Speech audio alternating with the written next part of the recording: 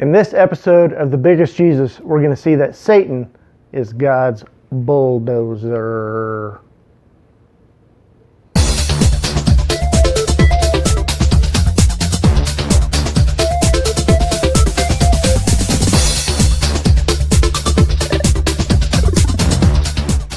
Orthodox Christianity tells us that Satan is a fallen angel.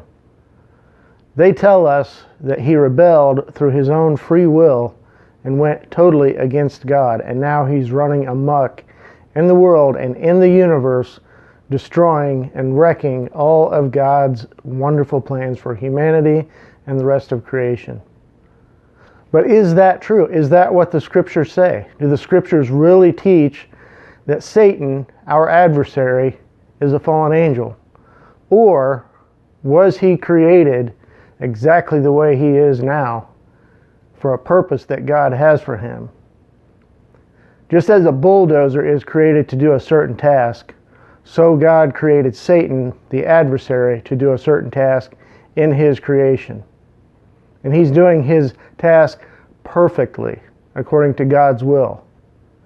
If you believe that Satan has gone off the rails with his free will and God has no control over him, then you are sadly mistaken. At what point will God regain control of an enemy that has totally rebelled against him? We're going to look at a couple scriptures today that are right there in plain sight in virtually every Bible translation that you can find. The problem isn't with the scriptures or even typically the Bible translation. The problem is that we don't believe it. We don't believe the clear, simple words of God in the scriptures. And part of that is due to the tradition of Orthodox Christianity, because if they can cause Satan to have free will, then that lets God off the hook for Satan's acts.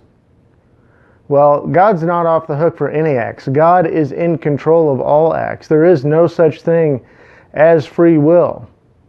If we believe there is such a thing as free will, then God will never regain control of his creation.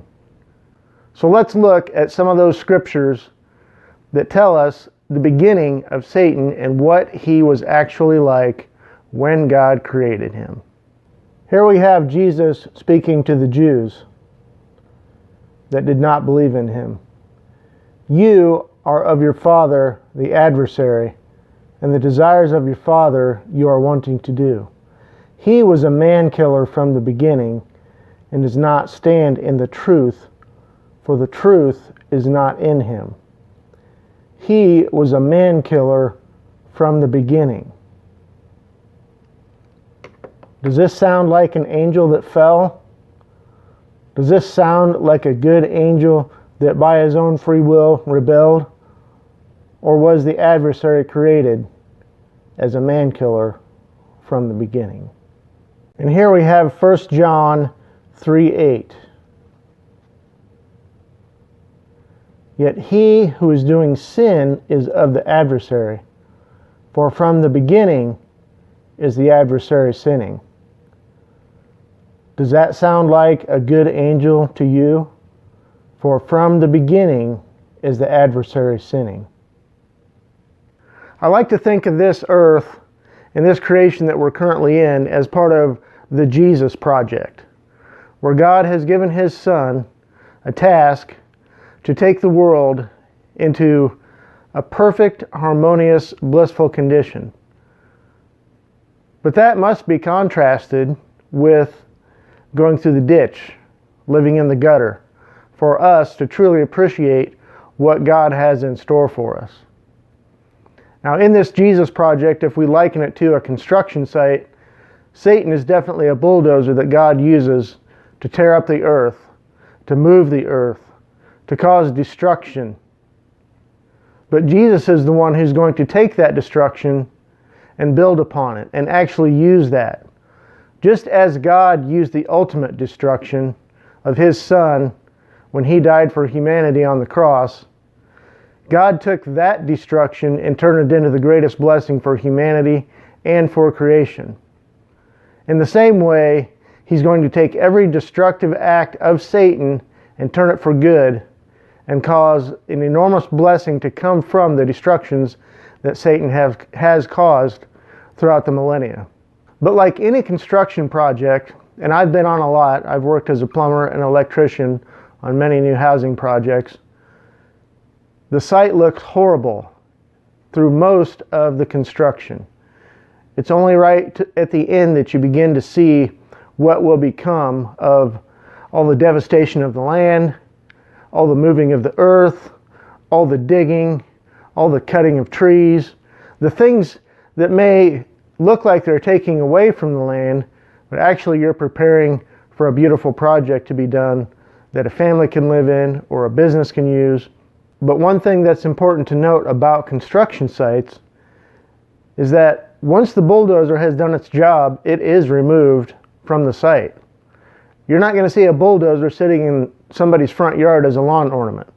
You're not going to see a crane sitting in the backyard as a lawn ornament, although that would be kind of a fun toy. Tire, swing. Anyway, these things have a purpose, but when they accomplish their purpose, God is going to remove them from that purpose and from the scene. That's when the people that come in and make it pretty, the landscapers, come in.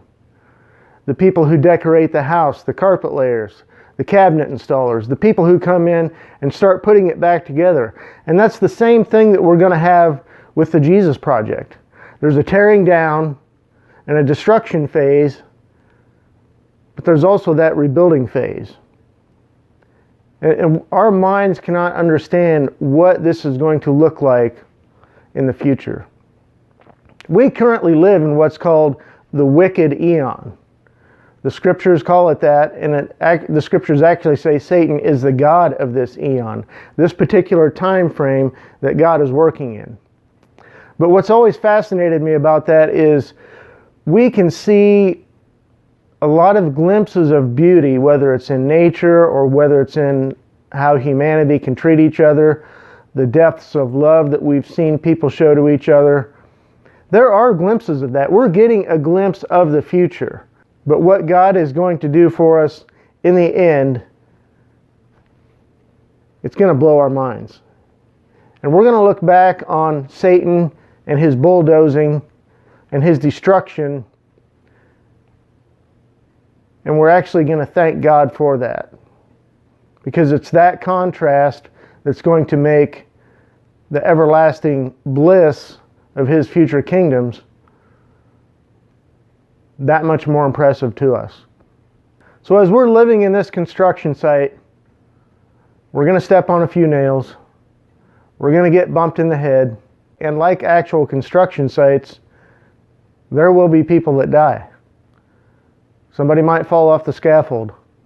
Something might get dropped from a crane. Somebody might drop a brick on your head. You might get an infection from stepping on one of those nails.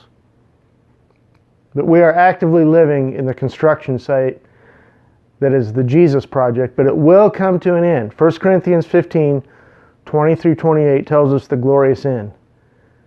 And one of the most amazing parts of that passage, it says Jesus will reign until, and then it lists all the things that are going to happen at the end of his reign. But what that tells us is he will reign until the end. Until it is a complete end. It's like a house.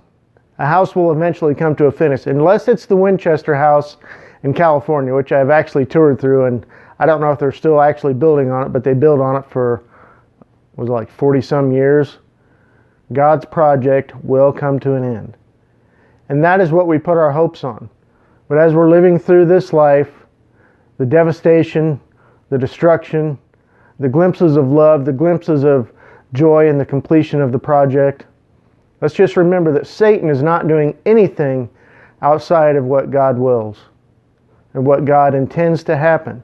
In our next episode, we're going to see how Jesus undoes the acts of Satan.